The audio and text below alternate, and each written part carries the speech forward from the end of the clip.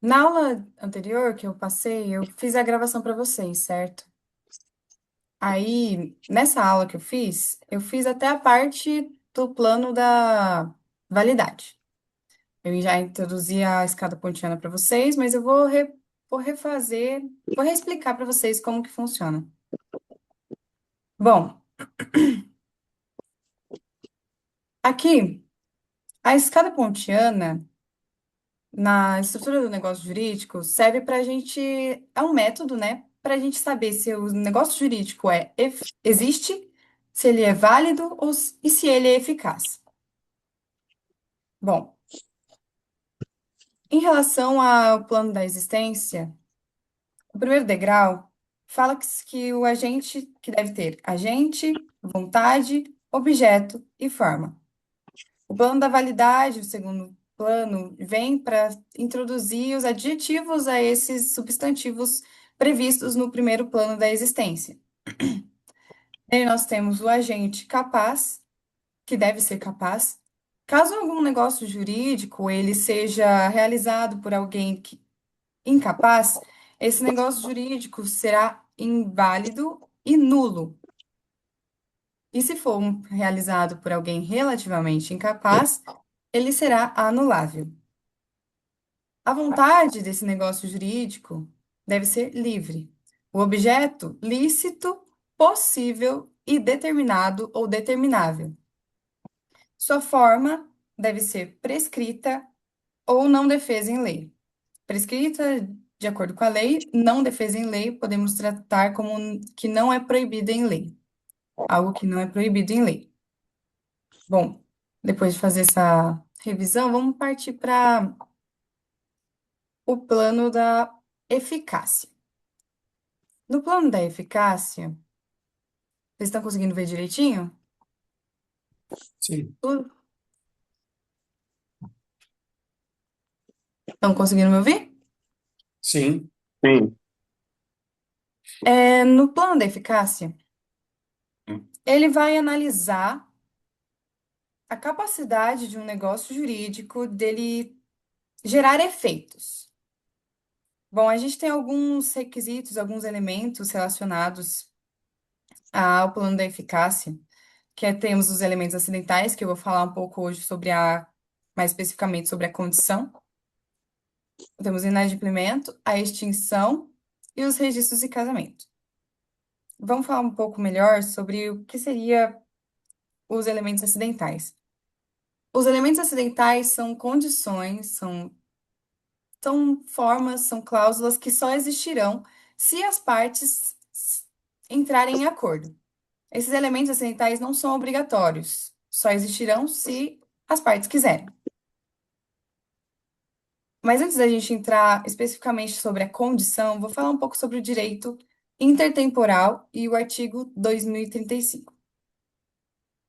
Nele, a gente tem a questão de que, no plano, em relação ao plano da validade, quando alguma lei, alguma norma, algum negócio jurídico, ele vai entrar em validade apenas quando, só um minuto. O negócio jurídico será válido. O negócio jurídico que é celebrado antes da entrada do Código Civil de 2002, ele deve ser analisado de acordo com a norma vigente no momento, de acordo com a norma de 1916. Resumindo, negócios jurídicos que são feitos antes de 2002, em relação ao plano da validade, devem ser analisados, deve-se aplicar a norma do momento de celebração, que seria de 1916. Agora, em relação à eficácia, negócios jurídicos feitos antes de 2002, quando seus efeitos são produzidos depois de 2002, a norma que deve ser utilizada como referência para a produção de efeitos é a norma do momento, não a norma que foi feito o negócio jurídico. Seria a norma de 2002. Agora, falar um pouco, vamos entrar agora referente à condição mesmo, na parte do plano da eficácia. No plano da eficácia, No plano da eficácia, nós temos a condição, os elementos acidentais com a condição, o termo e o encargo. Os elementos acidentais, como já disse anteriormente, e como Maria Helena Diniz diz, são aqueles que as partes podem adicionar em seus negócios jurídicos para modificar uma ou algumas de suas consequências naturais. Vamos falar sobre a condição. A condição, ela significa que ela subordina os efeitos do negócio jurídico a um evento futuro e incerto. No termo, subordina, faz o negócio jurídico depender de um evento futuro e certo. Agora, no encargo, o ônus imposto a uma parte em um ato de liberalidade. Vou falar especificamente sobre a condição, sobre sua classificação e etc. Em relação à condição no negócio jurídico. O artigo 121 do Código Civil, ele diz: considera-se condição a cláusula que, derivando exclusivamente da vontade das partes, subordina o efeito do negócio jurídico a um evento futuro e incerto. Resumindo, na condição, o evento precisa ter essas duas características. Precisa ter futuro, que é algo que ainda não aconteceu, e incerto também, que pode ou não acontecer, pode ocorrer ou não. Vamos agora classificar a condição em relação vale, à licitude. Existem condições lícitas e ilícitas. A condição lícita, como o nome já diz, significa que ela deve estar de acordo com o ordenamento jurídico. Não deve contrariar a lei e a ordem pública, os bons costumes. E estando dentro, sendo uma condição lícita, ela não vai gerar nenhuma consequência no plano da validade. Caso a condição seja ilícita, o negócio jurídico vai se tornar inválido, podendo gerar sua nulidade. Agora, em relação à classificação da condição quanto à possibilidade, o negócio jurídico, ele pode ter a condição possível e impossível. Quando o negócio jurídico é possível, possui essa condição possível, significa que são aquelas que podem ser cumpridas tanto no ponto de vista físico quanto no ponto de vista jurídico. No ponto de vista físico, significa que ele é de acordo com as leis da natureza, que algo que seja literalmente possível, nada é impossível. Agora, um exemplo aqui seria quando você vende uma casa, eu só vou vender a casa com a condição de se eu for transferido para a Europa. Pode acontecer, não é impossível, entendeu? Agora, em relação à condição impossível, são aquelas que não são possíveis, não são, são irrealizáveis, por uma razão natural, que contrariam as leis da física, ou jurídica, que seria um obstáculo imposto pela lei mesmo. Por exemplo, algo bem possível mesmo seria, por exemplo, eu coloquei no slide, vou te dar o dinheiro se você viajar para o planeta Marte amanhã. Com certeza, acho que ninguém aqui tem a capacidade de viajar para o planeta Marte amanhã. Então, essa seria uma condição impossível. Agora, classificação quanto à origem.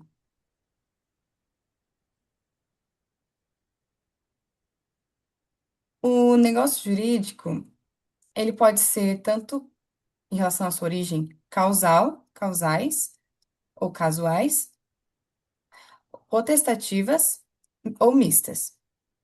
Quando se trata de uma condição quanto à origem causal, significa que essa condição é referente ao eventos naturais.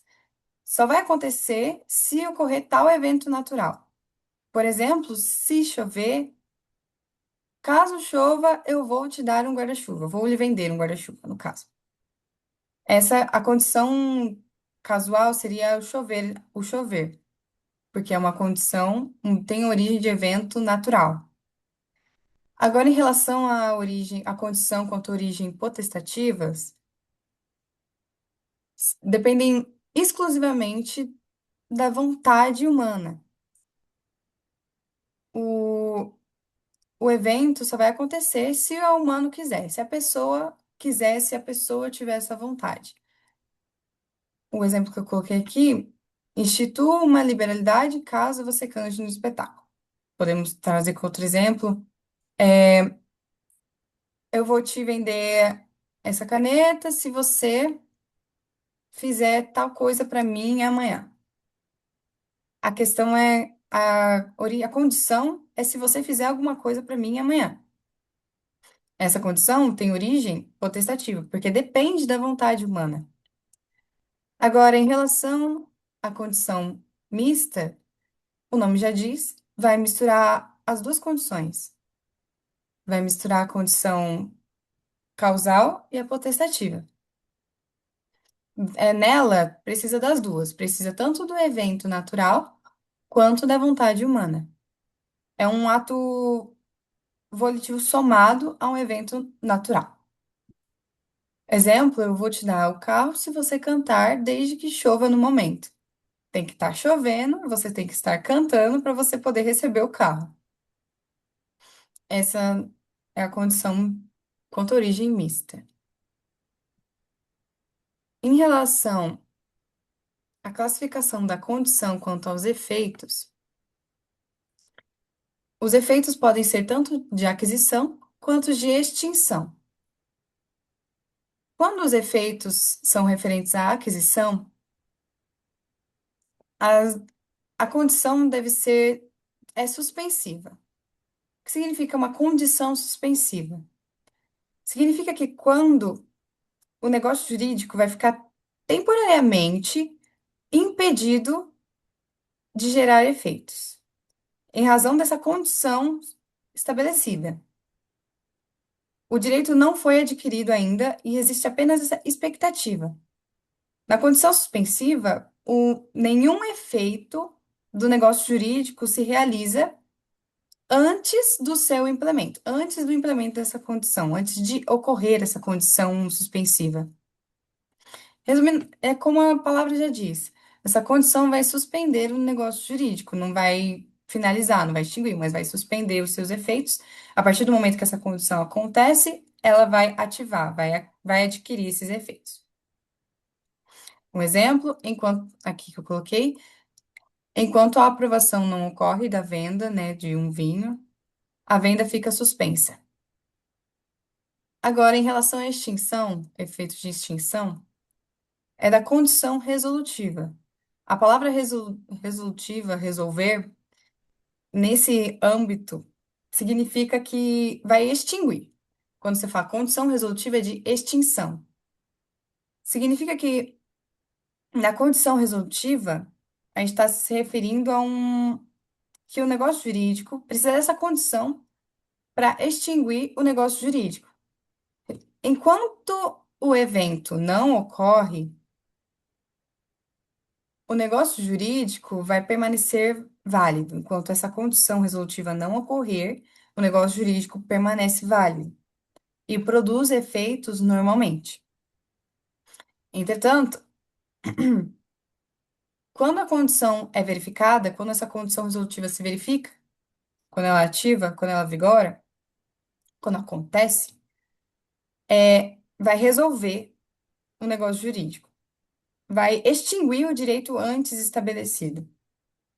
Resumindo, na condição resolutiva, se todos os efeitos se realizam, mas deixam de se realizar caso venha a se implementar essa condição. Se essa condição for implementada, esses efeitos vão ser extintos. Eu não estou entendendo, pode repetir? O áudio saiu cortado. Alguma dúvida?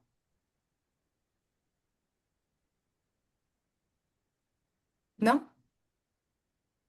Eu acho que é porque o áudio do Anderson tá ligado. Ah, tá.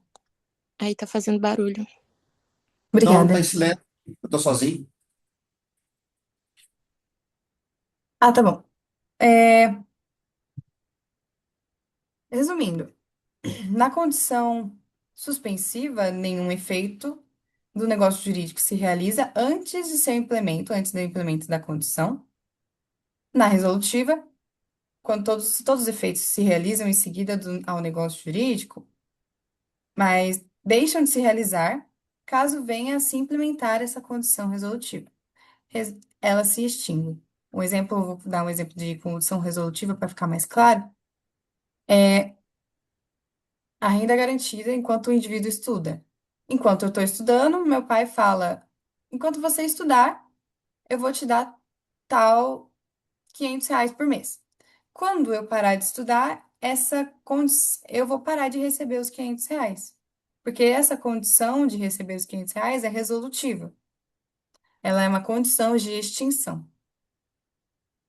Agora, uma dica para a prova, para você saber identificar melhor a diferença entre condição resolutiva e suspensiva, são as conjunções se e enquanto. A conjunção se se refere à condição suspensiva, que é quando o negócio jurídico está congelado, como eu já disse antes. Dou um carro se você cantar no show de manhã. E agora a questão da conjunção enquanto, que se refere à condição resolutiva, é quando o direito existe e ele vai ser cortado. Dou essa renda, né, o dinheiro, os R$ 500, enquanto você estudar. Bom, aí eu queria trazer uma questão de que nos planos da existência, da validade, da eficácia, é possível um negócio jurídico ser existente, eficaz, mas não ser válido.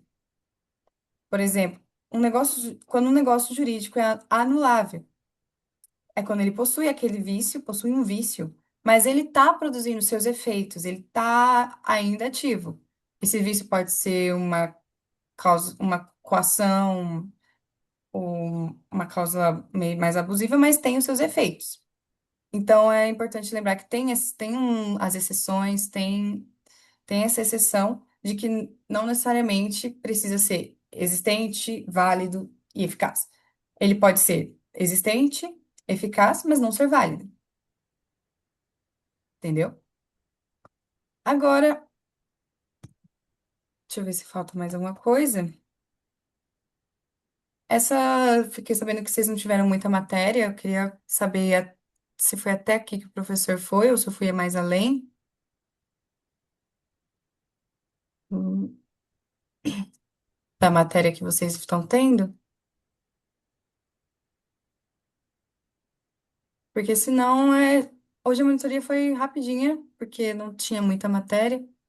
Eu fiz o vídeo, recomendo que vocês assistam o vídeo que eu fiz em relação à classificação dos negócios jurídicos e introduzindo o plano da existência e da validade.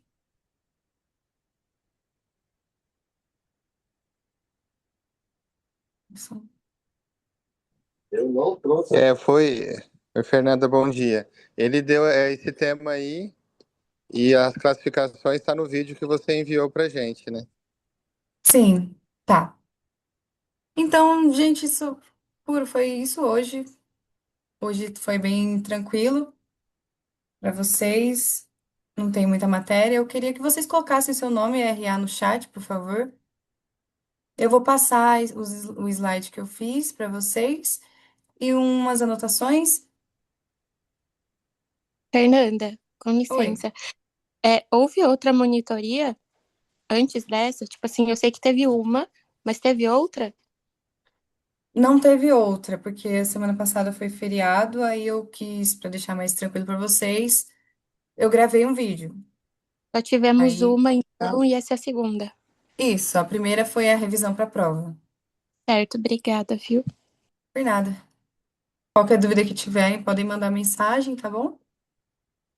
Que eu estarei à disposição para responder qualquer dúvida. Obrigada, gente, pela presença de vocês. Obrigado, Fernanda. Bom domingo. Tchau, tchau. Obrigada para vocês também.